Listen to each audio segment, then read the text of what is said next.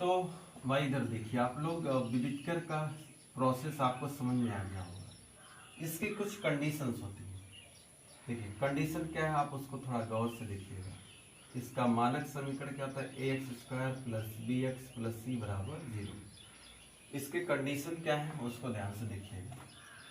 यदि d is greater than 0, इसका मतलब ये हुआ अगर हम कभी सवाल लगाते हैं तो वहां पर विविधकर का मान 0 से ज्यादा आ जाता है।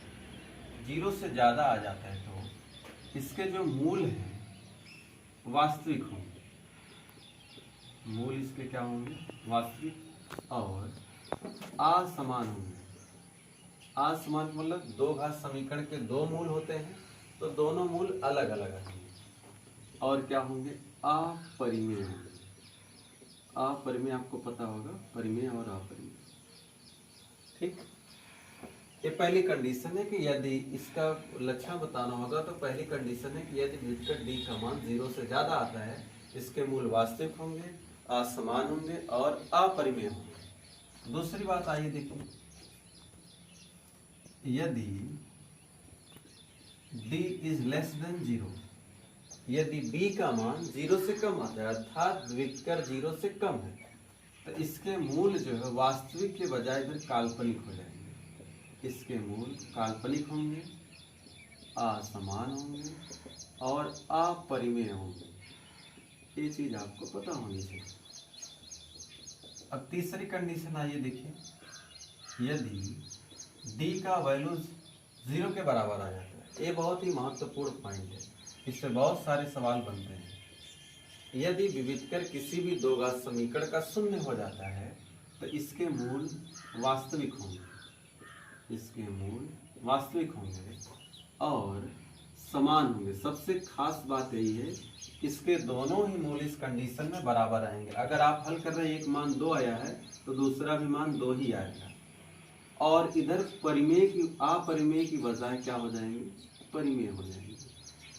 ठीक, एक और पॉइंट है, यदि d का मान एक पूर्ण वर्ग है, एक पूर्ण वर्ग है, यदि d का मान एक पूर्ण वर्ग है तो मूल वास्तविक होंगे, असमान होंगे, असमान होंगे और दूसरी बात परिमेय होंगे। ये भी आपको याद रखना है। कभी भी आप अगर विविधकर निकाल रहे हैं, विविधकर का जो मान एक पूर्ण वर्ग आता है, पूर्ण वर्ग मतलब जैसे 4 जो है 2 का पूर्ण वर्ग है, जैसे 9 है आपका 3 का पूर्ण वर्ग, अगर 9 आ गया तो उसके मूल वास्तविक होंगे, आसमान होंगे और परिमेय होंगे। जब भी d का मान पूर्ण वर्ग आएगा तो उसके मूल परिमेय होंगे, ना कि अपरिमेय होंगे। ये 4 कंडीशन है आपके लिए, ये आपको जानना बेहद जरूरी है। इसका काम क्या है आइए देखिए। ऐसे हम एक उदाहरण ले लेते हैं बच्चों, एक एग्जाम्पल ले लेते हैं, या कोई भी टीचर या किसी भी क्वेश्चन में आपको प्रश्न पत्र मिल गया कि आप इस समीकरण के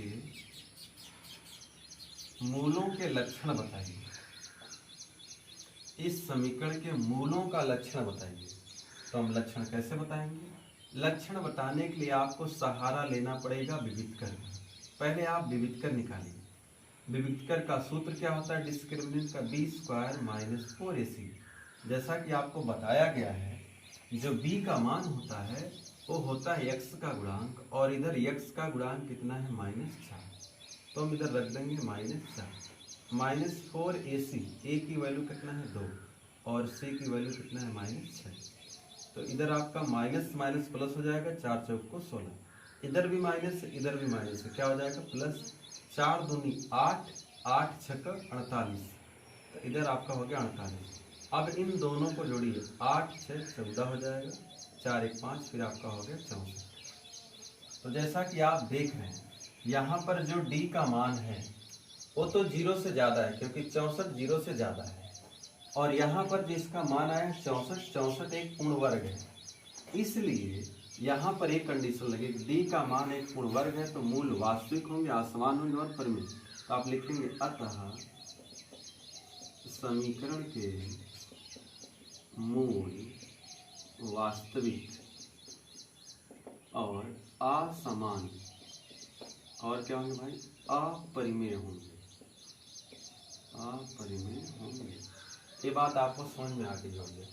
64 आया, एक पूर्ण वर्ग था जिसके मूल वास्तविक होंगे, असमान होंगे और परिमेय होंगे। ये बात क्लियर, वास्तविक, असमान और अपरिमेय। देखिए भाई एक चीज इधर थोड़ा ध्यान दीजिए, ये आपका इधर 64 आया हुआ है और 64 एक पूर्ण वर्ग है, तो इधर परिमेय तो रहेगा ना, इधर अपरिमेय की जगह क्या हो जाएगा, परिमेय। और ये जो पॉइंट है आपका चौथा वाला है, ये इसीलिए है कि सब कुछ रहेगा लेकिन इधर आपका अपरिमेय अपरिमेय अपरिमेय, ये जो बना केवल परिमेय के लिए बना हुआ है। तो इस पॉइंट को आप नजर में रखिएगा कि 64 है आपका एक पूर्ण वर्ग है, इसलिए इसके मूल अपरिमेय की बजाय क्या होंगे, परिमेय होंगे। ये बात आपकी क्लियर हो गई होगी, तो ठीक है।